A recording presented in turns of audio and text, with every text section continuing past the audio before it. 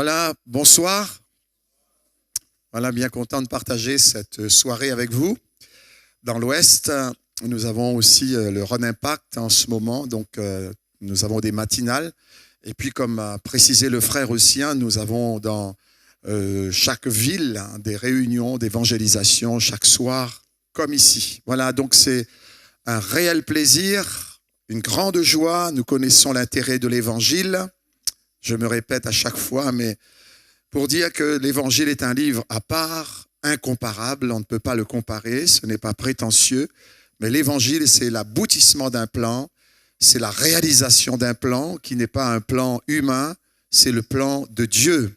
Voilà pourquoi bien, nous avons intérêt à être bien, de ceux qui disposeront leur cœur, parce que l'Évangile n'est pas de l'homme. L'Évangile n'est pas le titre du livre. L'Évangile désigne son contenu. Bonne nouvelle de Dieu.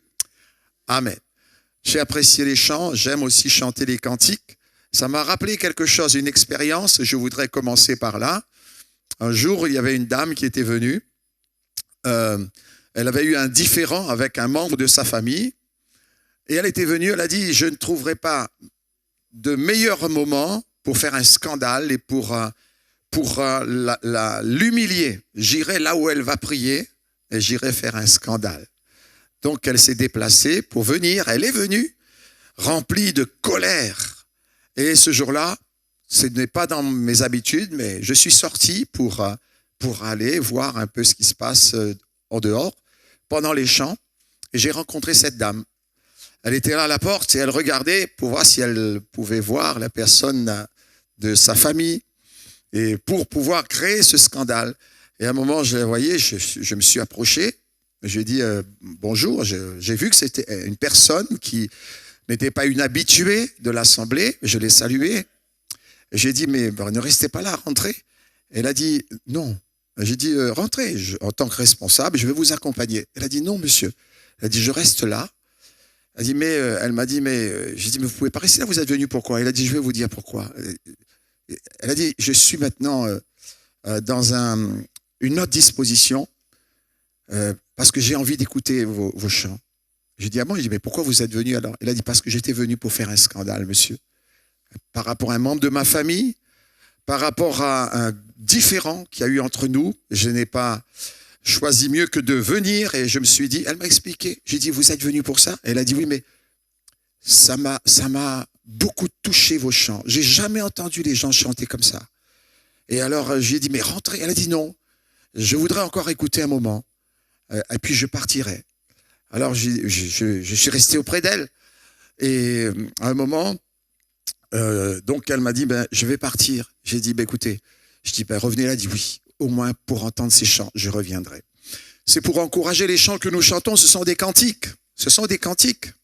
Voilà, ce sont des chants que l'Esprit de Dieu se sert aussi, n'est-ce pas? Ça ne remplace pas la parole de Dieu.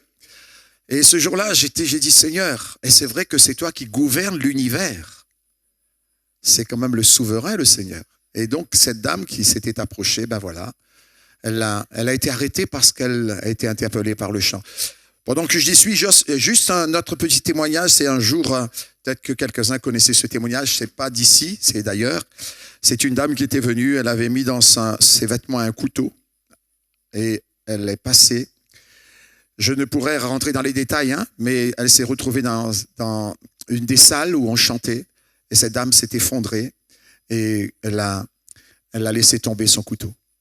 Donc, certainement qu'elle allait commettre l'irréparable, mais combien de personnes peuvent le dire, n'est-ce pas?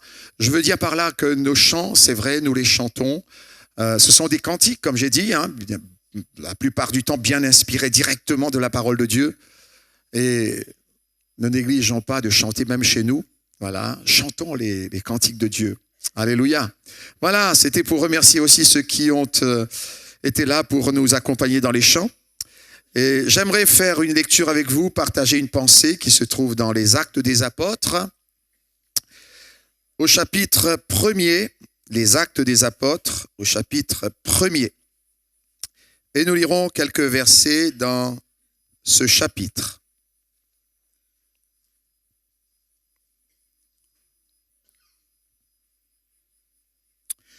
Voilà ce que nous lisons à partir du verset 1er et nous lirons jusqu'au verset 14. Théophile, j'ai parlé dans mon premier livre de tout ce que Jésus a commencé de faire et d'enseigner dès le commencement jusqu'au jour où il fut enlevé au ciel, après avoir donné ses ordres par le Saint-Esprit aux apôtres qu'il avait choisis. Après qu'il eut souffert, il leur apparut vivant et leur en donna plusieurs preuves, se montrant à eux pendant 40 jours et parlant des choses qui concernent le royaume de Dieu. Comme il se trouvait avec eux, il leur recommanda de ne pas s'éloigner de Jérusalem, mais d'attendre ce que le Père avait promis, ce que je vous ai annoncé, leur dit-il, car Jean a baptisé d'eau, mais vous, dans peu de jours, vous serez baptisés du Saint-Esprit. Alors les apôtres réunis lui demandèrent, « Seigneur, est-ce en ce temps que tu rétabliras le royaume d'Israël ?» Il leur répondit, « Ce n'est pas à vous de connaître les temps ou les moments que le Père a fixés de sa propre autorité, mais vous recevrez une puissance, le Saint-Esprit survenant sur vous, et vous serez mes témoins à Jérusalem, dans toute la Judée, dans la Samarie et jusqu'aux extrémités de la terre. » Après avoir dit cela, il fut élevé pendant qu'ils le regardaient, et une nuée le déroba à leurs yeux. Et comme ils avaient les regards fixés vers le ciel pendant qu'ils s'en allaient, voici 2 hommes vêtus de blanc leur apparurent et dirent, « Hommes galiléens, pourquoi vous arrêtez-vous à regarder au ciel ? Ce Jésus qui a été enlevé au ciel du milieu de vous viendra de la même manière que vous l'avez vu allant au ciel. » Alors ils retournèrent à Jérusalem de la montagne appelée des Oliviers, qui est près de Jérusalem, à la distance d'un chemin de sabbat. Quand ils furent arrivés, ils montèrent dans la chambre haute où ils se tenaient d'ordinaire. C'était Pierre, Jean, Jacques, André, Philippe, Thomas, Barthélemy, Matthieu, Jacques, fils d'Alphée, Simon le Zélote, Jude, fils de Jacques, tous d'un commun accord, persévéraient dans la prière et dans l'oraison avec les femmes et Marie, mère de Jésus, et avec les frères de Jésus. Amen. Voilà, donc Luc, qui est l'auteur de ce livre, Luc, médecin d'origine, ici, dans ce livre qui porte le titre des Actes des Apôtres, ici donc, le médecin Luc nous parle d'un temps nouveau, d'une ère nouvelle, d'un âge nouveau de l'histoire de l'humanité, jamais connu, une dimension de vie inconnue. Et l'apôtre, déjà en introduction, il en parle de ces temps nouveaux qui se caractérisent par la dispensation de l'Esprit Saint. Et Jésus, comme nous l'avons lu, il pouvait le dire au verset 7 et 8 sur la question des apôtres, qui étaient réunis et qui lui avaient dit ceci, « Seigneur, est-ce en ce temps que tu rétabliras le royaume de Dieu ?» Car Jésus, il a parlé justement de la venue du Saint-Esprit, il a donné ses ordres par le Saint-Esprit. Et alors, il est dit, Jésus leur répondit, « Ce n'est pas à vous de connaître les temps ou les moments que le Père a fixés de sa propre autorité. » Et Jésus leur dira, « Mais vous recevrez une puissance, le Saint-Esprit survenant sur vous, et vous serez mes témoins dans la Judée, dans la Samarie et jusqu'aux extrémités de la terre. » Donc, Luc, qui était un homme de Dieu, il nous parle ici justement de cette ère nouvelle. Et c'est vrai, comme le disait quelqu'un, cette ère, ce temps nouveau, cet âge nouveau de l'histoire de l'humanité, c'est vrai que ce temps, comme le disait Luc, et comme il le montre, il le décrit dans ce livre des Actes, ça se caractérise par l'apparition des premiers chrétiens. C'est là que nous trouvons les premiers chrétiens. Pour dire que l'Église est née à la Pentecôte, mais cette parole de Jésus qui a dit sur la question des disciples, des apôtres, sur le rétablissement du royaume d'Israël, Jésus a dit ça, ce n'est pas à vous de connaître, mais il y a autre chose beaucoup plus important et qui marque, comme le disait quelqu'un, le point essentiel de cette ère nouvelle, de ce temps nouveau, c'est la dispensation de l'Esprit Saint sur toute chair. Et en parlant de cela, je me souviens de la première fois où je suis venu écouter l'Évangile. La première fois, je n'ai pas été retenu parce que j'avais compris, j'avais bien assimilé les choses, loin de là. Mais il y a eu une action de l'Esprit que je ne pouvais pas expliquer en ce temps-là. Mais aujourd'hui, je sais que, eh bien, nous vivons dans ces temps nouveaux. Nous vivons cela au 21e siècle. Ces choses se sont produites dans cette période de l'histoire. Vraiment une dimension inconnue de l'humain, des humains. J'étais dans cet âge, dans ce temps de ma vie, à la recherche, sans trop savoir ce que je recherchais, mais je savais bien que j'étais mal au-dedans de moi. Et dans ces années 78, 77, 78, eh bien, pour la première fois de ma vie, j'ai pu éprouver ce que je n'avais jamais éprouvé dans mon cœur, c'est-à-dire une paix indescriptible. Nous vivons dans ces temps-là. Et ce soir où je suis en train de vous parler de cela, je sais que chacun d'entre nous, quelles que soient les situations que nous connaissons, d'une part, nous devrions savoir que nous vivons dans ce temps de la dispensation de l'Esprit Saint, comme je l'ai dit tout à l'heure, c'est le point essentiel que Jésus a pu apporter, mais vous recevrez une puissance. Le Saint-Esprit survenant sur vous, et vous serez mes témoins, etc., dans tel et tel endroit.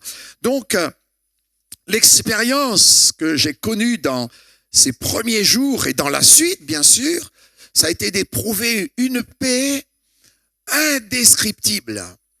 Alors que ma vie était alourdie par plein de choses. Je me souviens que la première fois où je suis rentré, et dans ces moments où je vivais parmi ces nombreuses personnes qui étaient là pour entendre l'Évangile, j'ai éprouvé un mouvement intérieur, quelque chose qui se passait à l'intérieur de mon cœur.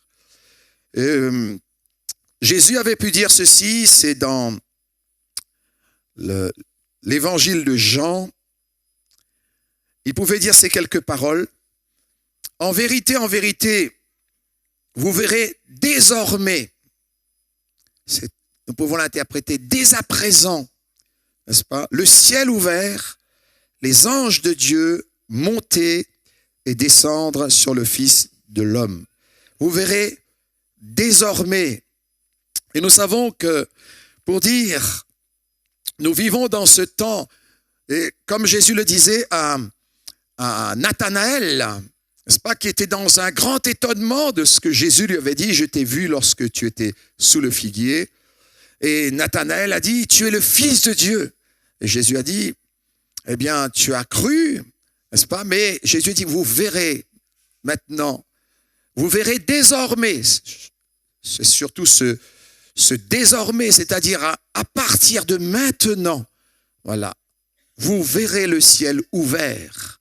Et nous vivons dans ces temps où nous pouvons vivre ces grandes expériences. Je voudrais dire que depuis ce temps-là, et comme le parlait aussi Luc particulièrement, l'Esprit de Dieu, c'est ce grand administrateur qui est là pour gérer les intérêts de l'Église. Et nous le voyons au travers des différentes expériences de ces hommes de Dieu, que ce soit Pierre ou les autres disciples, dans des moments bien particuliers où ils se retrouvaient dans des situations embarrassantes. Combien de fois on peut se retrouver dans des situations embarrassantes.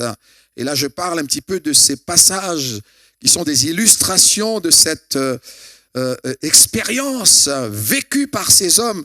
Je pense déjà à cette difficulté que l'Église a eue au départ même, lorsque l'Église était établie. Il y avait donc une personne du nom de Joseph qui avait vendu un champ. Les chrétiens connaissent cette histoire. Et il avait pu déposer l'argent au pied des apôtres, tout ce qu'il avait vendu, la somme de ce qu'il avait vendu. Il a dit, il y avait un couple aussi, n'est-ce pas, que les disciples ne savaient pas un petit peu ce que eux avaient imaginé dans leur cœur. Et cependant, Pierre va intervenir au moment où cet homme et cette femme va venir pour présenter aussi le prix de ce champ qu'ils avaient vendu, mais en fait, ils mentaient. Je suis en train de vous dire ô combien il est important pour nous de réaliser les temps dans lesquels nous vivons, où Dieu avait pu parler de ces temps nouveaux, de cet âge nouveau, où le simple chrétien croyant, s'attachant à Dieu, pouvait vivre cette dimension nouvelle, cette grandeur de vie, n'est-ce pas, qui a été manifestée. Dieu avait dit dans les derniers jours, je répandrai de mon esprit sur toute chair, vos fils, vos filles prophétiseront, n'est-ce pas? Et donc Pierre, lorsque Ananias et Saphira, pour résumer leur histoire, sont venus pour aussi déposer l'argent au pied des apôtres, la réflexion, la réaction de Pierre a été avec une grande assurance en disant, Ananias, comment as-tu pu mentir au Saint-Esprit? N'est-ce pas? Et pour moi, ce que je voudrais dire, ô combien il est important pour nous de connaître ces temps dans lesquels nous vivons, dans ces derniers jours où Dieu a répandu son esprit dans les cœurs. Et c'est dans ce sens aussi que Jésus avait pu dire ces quelques paroles. Je vous ai dit ces choses pendant que je demeure avec vous, mais le Consolateur, l'Esprit Saint, que le Père enverra en mon nom, vous enseignera toutes choses et vous rappellera tout ce que je vous ai dit. Et un peu plus loin, Jésus le disait aussi, il vous est avantageux que je m'en aille, car si je ne m'en vais pas, le Consolateur ne viendra pas vers vous, mais si je m'en vais, je vous l'enverrai. Et quand il sera venu, il convaincra le monde en ce qui concerne le péché, la justice et le jugement. Alors Jésus, Luc nous l'a rappelé, il avait pu rappeler ceci. J'ai parlé dans mon premier livre de tout ce que Jésus a commencé de faire et d'enseigner, dès le commencement, jusqu'au jour où il fut enlevé au ciel, après avoir donné ses ordres par le Saint-Esprit. Et les ordres de Jésus qu'il avait pu donner aux disciples, ce sont les vérités qui seront révélées à ses apôtres. Jésus, donc, il est dit ici, et Luc nous le rappelle, après avoir donné ses ordres par le Saint-Esprit qu'il avait choisi. Mes frères et mes sœurs, nous vivons donc dans cet âge nouveau, dans cette ère nouvelle qui se caractérise principalement par la dispensation de l'Esprit Saint sur toute chair. C'est lui qui est le grand administrateur des biens de Dieu, qui gère les intérêts de Dieu et qui fait que, sans que nous puissions l'expliquer bien souvent, eh bien, nous vivons cette expérience, nous éprouvons des certitudes dans notre cœur, des certitudes dans notre cœur. Ça me fait penser aussi, pour apporter une autre illustration à ce que nous sommes en train de dire par rapport à la dispensation de l'Esprit sur toute chair, c'est ce problème aussi qu'a connu l'Église de Jérusalem, donc au départ même que l'Église avait été établie, c'est qu'il y avait un conflit entre les Hébreux et les hellénistes. Et comment ce problème a été abordé, a été étudié et résolu. Mais ça n'a pas été sans celui qui a été à la gestion, le grand administrateur. Comme a dit Jésus, Il a donné ses ordres par le Saint-Esprit, l'Esprit de vérité. Et nous l'avons lu dans ces versets. Il vous est avantageux que je m'en aille. Si je ne m'en vais pas, eh bien, le Saint-Esprit ne viendra pas. Mais je vous l'enverrai lorsque je m'en serai allé. Et c'est lui qui vous conduira dans toute la vérité. Connaissons-nous la vérité ou les vérités, ou plutôt la réalité de certaines situations? En tant qu'humains, nous sommes très limités pour les connaître. Dans peut-être une affirmation, n'est-ce pas? Nous pouvons toujours nous tromper. Et bien souvent, nous analysons les choses avec nos capacités naturelles de ce que nos organes, les yeux, voient, les oreilles entendent. Et nous faisons un peu notre analyse personnelle et après nous déclarons que la situation elle est comme cela. Tandis que quand nous regardons, c'est ce que Jésus a dit, hein, vous recevrez une puissance et vous serez capable justement de pouvoir parler de la vérité. Vous aurez dans votre bouche des paroles de vérité. Et c'est ce qu'ont fait les apôtres et les disciples. Lorsque dans ce conflit donc à Jérusalem, eh bien, comment ont fait les apôtres? Pour résumer aussi cette histoire, il est dit que ils n'ont pas nié qu'il y avait un problème.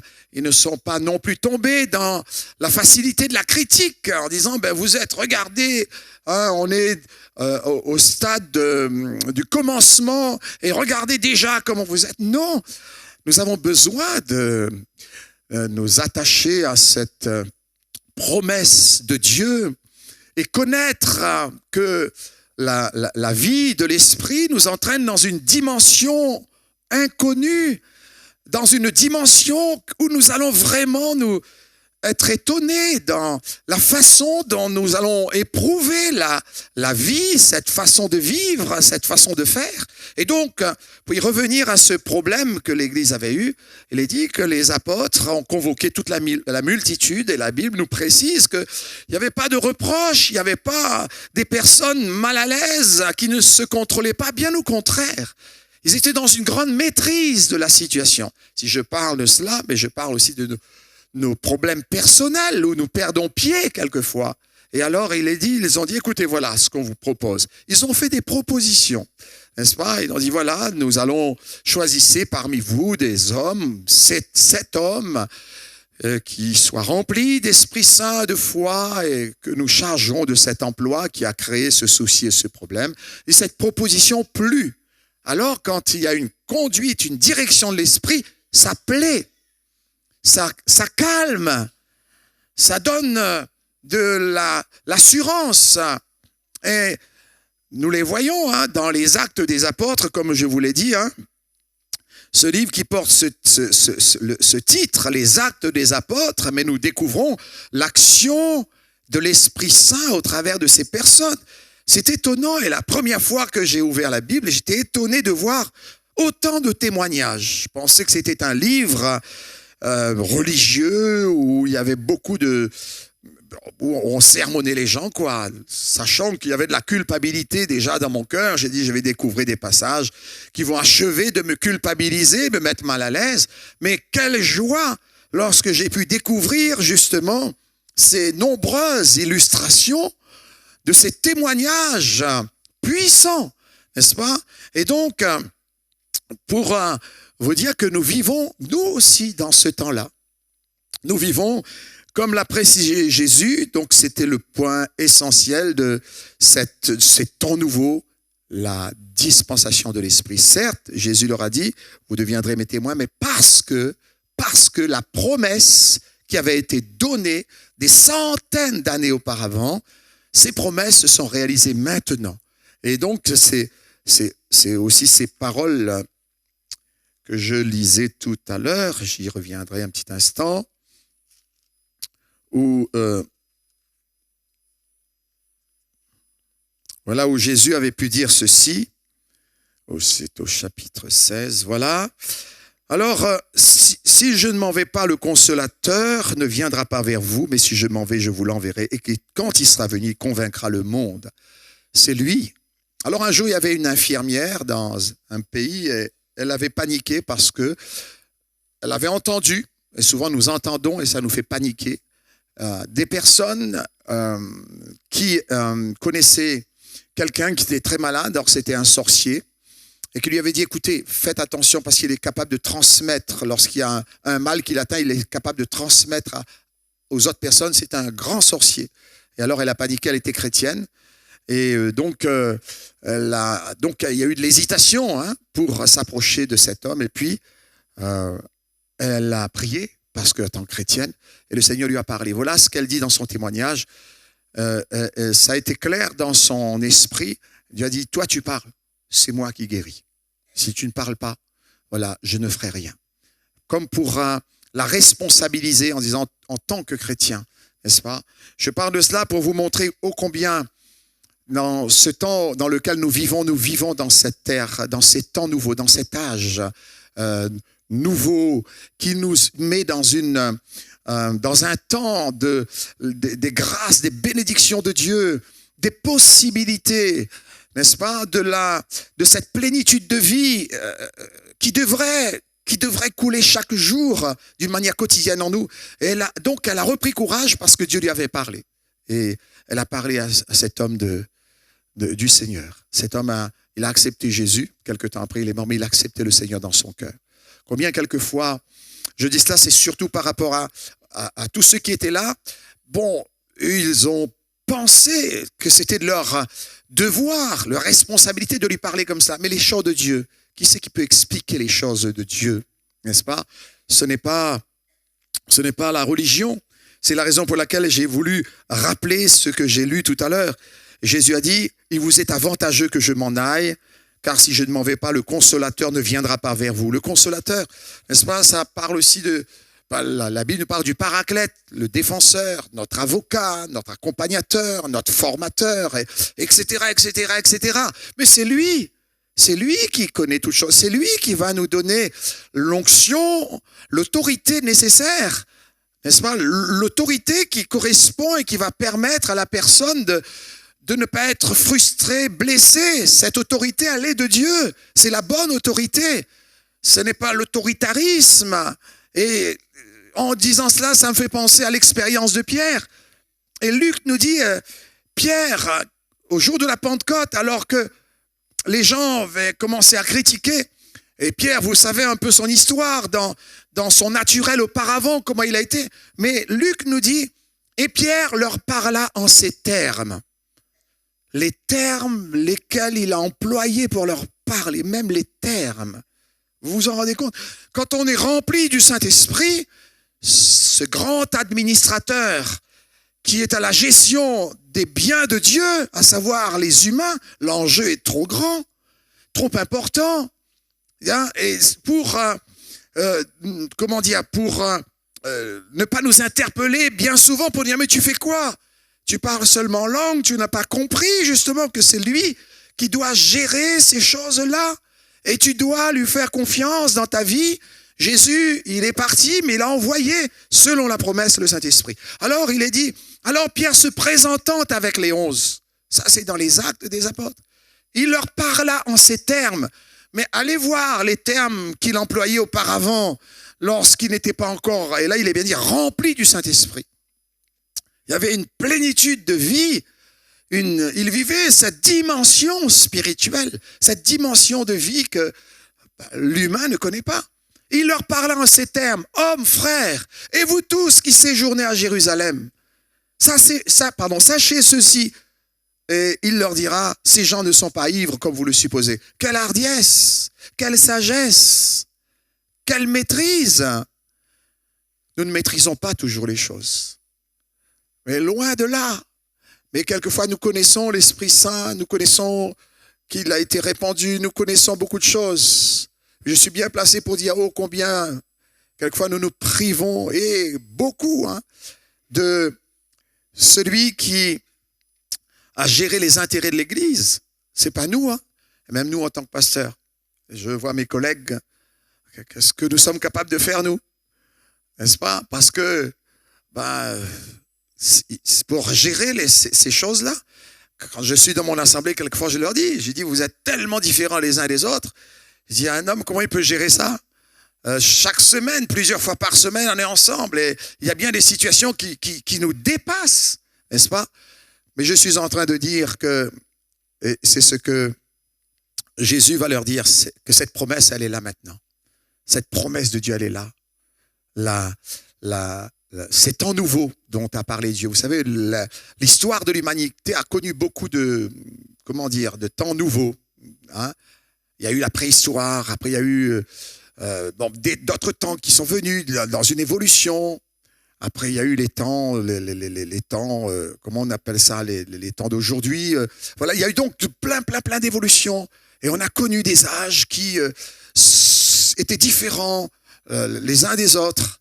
Mais cette expérience de la dispensation de l'esprit, et c'est ce que Jésus disait avec force à ses disciples, qui étaient là un peu dans leur pensée qui était juste. Hein, en ce temps que tu rétabliras le royaume d'Israël, pensez à eux. On ne peut pas dire que c'est égoïste, on connaît ce qu'Israël a vécu, ce peuple a vécu. Hein. Mais Jésus a dit, ce n'est pas à vous. Oui, ça viendra. Oui, Dieu va s'occuper. Il y a un temps. Dieu, j'aime employer ce terme pour montrer que oui, il a promis des choses. C'est lui qui gouverne l'univers. Il gouverne l'univers. C'est le gouvernement divin. Et souvent, c'est l'affolement, je dis souvent, peut-être pas, mais dans ta vie, c'est l'affolement. Pourquoi? Parce que quelquefois, nous sommes là et nous ne réalisons pas quand même qui c'est qui nous a adressé cette vocation et cet appel et qui c'est qui nous accompagne aujourd'hui. Se parler en langue est bien un signe de la présence, n'est-ce pas, de l'Esprit Saint qui est avec nous et qui nous accompagne dans tous nos besoins. Jésus a dit, il prendra ce qui est à moi, il vous l'annoncera, mais il vous conduira dans toute la vérité. Alors, bien souvent, nous sommes perdus parce que dans nos réflexions, dans nos pensées, je connais des gens qui ne dorment pas parce qu'ils pensent tellement et ils sont en train de se fabriquer des plans et des plans. Mais le plan de Dieu, alors, il y a un plan. Et ce plan, c'est le plan divin pour ta vie. Vous direz, mais oui, mais il y a des choses que je dois gérer. Et c'est vrai. Nous avons besoin de nous responsabiliser parce que Dieu dit, tu formes tes projets, moi je les réalise. Mais Dieu t'accompagnera. Parce que j'en connais des cas comme ça. Des cas de personnes qui, se font du mal parce que, ils essaient, ils tirent, ils poussent, et alors, mais ça ne marche pas, n'est-ce pas? Et on n'est pas arrivé encore à comprendre cette dimension de vie, donc dans laquelle Dieu nous appelle, quel que soit notre âge, quel que soit notre âge. Et alors, on pourrait multiplier les exemples de ces illustrations que nous avons. Nous, page après page, je lis dans ces Actes des Apôtres où il y a Étienne, n'est-ce pas? Quand ils ont choisi selon ce que les apôtres avaient dit, hein, où cette proposition plut, quand ça vient de Dieu, ça plaît, ça passe, tout le monde est content. Oui, pourquoi? Parce que c'est un témoignage de Dieu et nous avons l'Esprit de Dieu. Jésus a dit, l'Esprit sur vous, il doit vous contrôler. C'est lui qui contrôlera la situation. Donnez-lui le volant. Arrêtez de vouloir tout faire conduire. Et alors, je disais, Étienne, pour les chrétiens qui connaissent l'histoire, quelle histoire! Un simple homme qui va être conduit par l'Esprit. Il est dit, rempli du Saint-Esprit. N'est-ce pas? Nous devons chaque jour chercher à être remplis du Saint-Esprit. L'apôtre Paul le disait, hein, que la communion du Saint-Esprit soit avec vous. C'est une relation, c'est un partage, c'est une personne. Faisons-nous les choses sans pour autant réaliser que nous sommes remplis du Saint-Esprit. Comment voulez-vous qu'il agisse si jamais on n'est pas conscient de ce qu'on peut le blesser? N'est-ce pas? Et l'empêcher d'être dans l'activité, dans notre propre vie. Alors, il est dit, rempli du Saint-Esprit, n'est-ce pas? Alors, c'était le critère qu'avaient demandé les apôtres pour choisir des hommes pour servir aux tables. Et alors, le Saint-Esprit a parlé, n'est-ce pas, et les a conduits. Et donc, Étienne est devenu un homme remarquable dans sa vie, dans cette situation qui quelquefois nous laisse perplexes, n'est-ce pas, la situation d'Étienne. Mais quand vous regardez jusqu'à la fin, cet homme dans son temps d'épreuve, et c'est là ce qui nous rappelle ô combien la dimension dans laquelle Dieu nous appelle, c'est une dimension de vie qui est supérieure à tout ce que nous pourrons connaître. Et donc, dans ces moments d'épreuve, il est dit, il ne pouvait pas résister à sa sagesse et à l'esprit par lequel il parlait.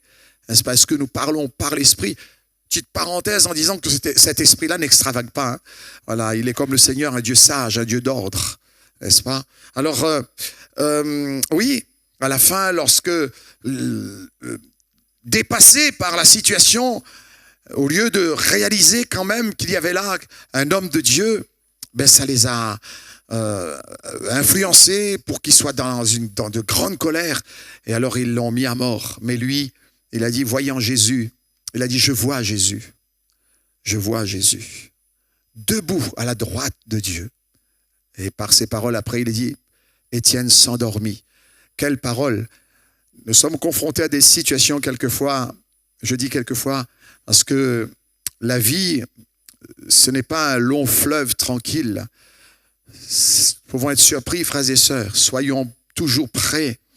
Réalisons j'allais dire la proximité, mais cette présence que nous portons en nous, l'administrateur des biens de Dieu, c'est lui qui administre la gestion des biens de l'Église, c'est lui le gestionnaire. C'est lui qui conduit les choses. Comme Abraham a envoyé l'intendant de tous ses biens pour aller chercher une fille pour son fils.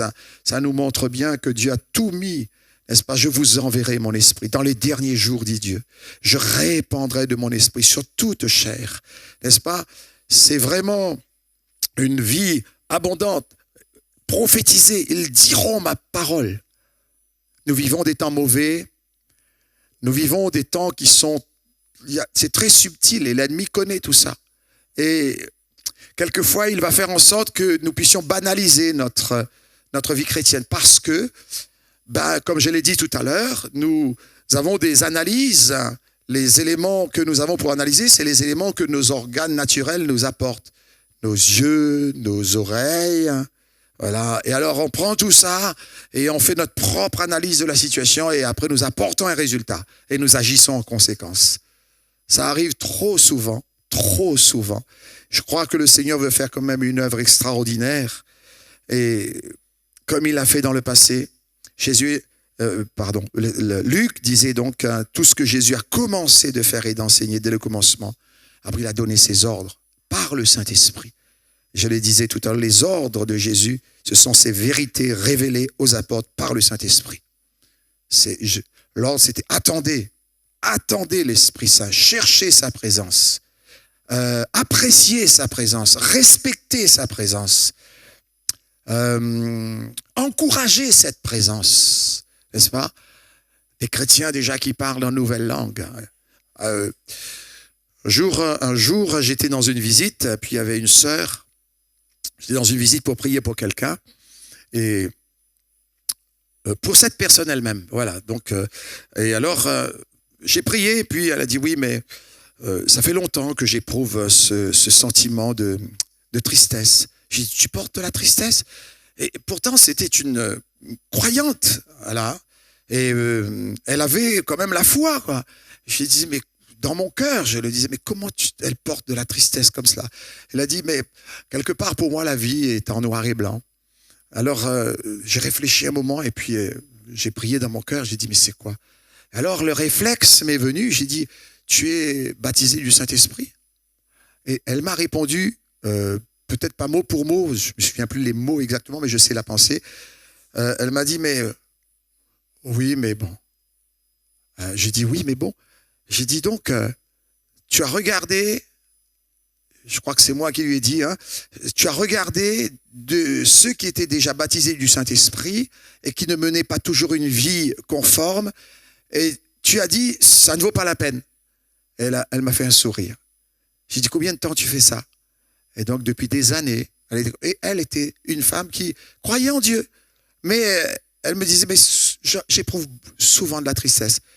J'ai dit, c'est l'une des grandes raisons qui fait que. J'ai dit, je le crois.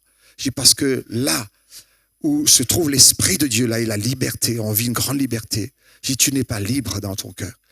J'ai dit, tu as besoin justement de te débarrasser de de tes capacités naturelles voilà, pour laisser la place à Dieu, puisque mais il a envoyé son esprit, quoi. Il s'est trompé ou quoi? Alors, j'ai dit, je vais prier pour toi, mais tu dois réaliser que tu ne dois pas juger les choses de l'esprit parce que tu as vu d'autres personnes et tu juges par rapport à ça. J'ai dit, maintenant, je vais prier pour toi. J'ai dit, tu es d'accord? J'ai prié pour elle. Et le lendemain, elle m'a appelé. Elle m'a dit, c'était incroyable ce que je vis. Elle a dit, je suis rempli du Saint-Esprit. Elle a dit, mais tout est devenu beau pour moi, c'est neuf. Les choses que je voyais habituellement, ça a pris de la couleur. C'est comme ça qu'elle m'a parlé. Mes frères et sœurs, encourageons cette présence. Cherchons-la, cette présence. Ce n'est pas par hasard que souvent nous lisons, surtout dans les Actes des Apôtres, lorsqu'il y a eu de ces exploits. Pierre, rempli du Saint-Esprit, leur dit, n'est-ce pas? Ou bien Étienne, rempli du Saint-Esprit. Ou encore Paul, rempli du Saint-Esprit, lui dit, homme plein de toute espèce de ruse, de fraude, fils du diable, tu ne verras pas le soleil. Et il ose, il parle, n'est-ce pas? Pourquoi il parle de la sorte? N'est-ce pas? C'est pas un homme qui extravaguait. Au contraire, c'était un homme de Dieu. Et alors, il avait pu dire à cet homme qui était ce magicien, et le grand magicien, il était là. Satan, c'est un magicien. Il est capable de séduire. Et alors, ce proconsul, ce magistrat, il voulait entendre l'évangile, lui, il s'opposait, quoi. Mais Paul, rempli du Saint-Esprit, cherchons à être rempli du Saint-Esprit. Ça, c'est pas une fois pour toutes, ça, hein? Chaque fois, chaque jour, tu dois rechercher, n'est-ce pas? Lorsque dans ton travail, tu es confronté à des situations, alors que tout le monde panique, et tout le monde panique et dit, mais tu sais, bon, je sais pas si tu vas pouvoir rester longtemps dans ce travail parce que ces gens aiment, ils aiment parler, il y a toujours des ragots, etc.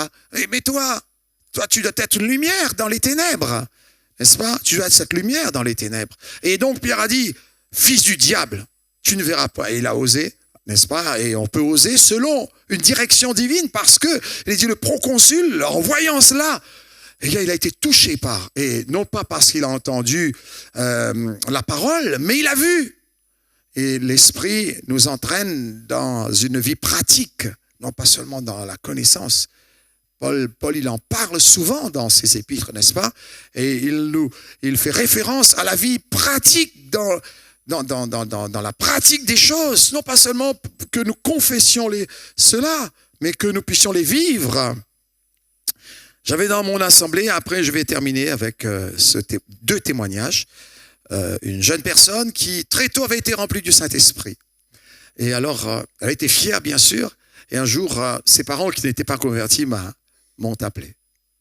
Et alors, bon, j'étais content, je pensais que, bon ben voilà quoi, elle avait laissé un témoignage, et elle dit, monsieur le pasteur, j'ai dit oui, parent d'un tel. D'accord, voilà s'il vous plaît, nous aimerions que vous interveniez. Aïe. Je dis oui, ouais, parce que voilà, on ne comprend plus notre fille, elle parle une langue qu'on ne comprend pas et elle n'arrête pas, c'est toute la journée. Je dis ah bon? Alors j'ai dit écoutez, voilà, donc est-ce que vous pouvez me la passer pour résumer l'histoire? Je dis je vais lui parler, hein, comme ça, voilà, je vais quand même intervenir hein, sur votre demande, il n'y a pas de problème. Et alors je téléphone, au téléphone, elle me parle en langue. Elle me parle en langue. J'ai dit un tel. J'ai dit c'est moi, c'est le pasteur. Et elle continue à parler en langue. J'ai dit écoute. Et là j'ai prié, je ne sais plus trop comment faire. J'ai prié, et, je me suis souvenu que tout excès est nuisible. La Bible dit tout excès est nuisible.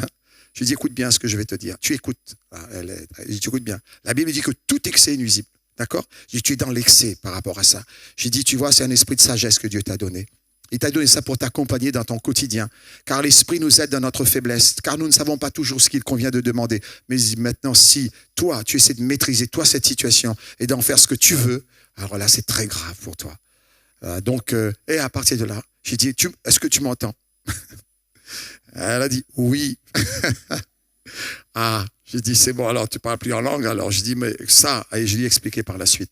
Bon, je dis cela, pourquoi? Parce que mes frères et sœurs, nous vivons dans ces temps nouveaux où, dans l'histoire de l'humanité, nous avons un grand privilège et d'autres connaîtront par nous, n'est-ce pas, si nous pouvons aussi leur apporter ce témoignage, vivre ces temps nouveaux, cet âge nouveau, n'est-ce pas? Où Dieu a répandu son esprit dans les cœurs des humains. Alors, juste pour ce témoignage, c'était cette jeune dame qui, j'étais là où souvent Moïse aussi part, à Anjouan, voilà, dans un hôtel assez, voilà, donc qui ne nous coûte pas grand-chose, mais qui n'est pas toujours facile à vivre dans cet hôtel. Et un jour, il y a une jeune dame qui s'approche. Elle a dit, je vous ai vu, à chaque fois vous êtes à part. Et je me suis renseigné. Et je sais que vous êtes pasteur. Et j'ai dit, ah bon? Et elle était une responsable de ce restaurant.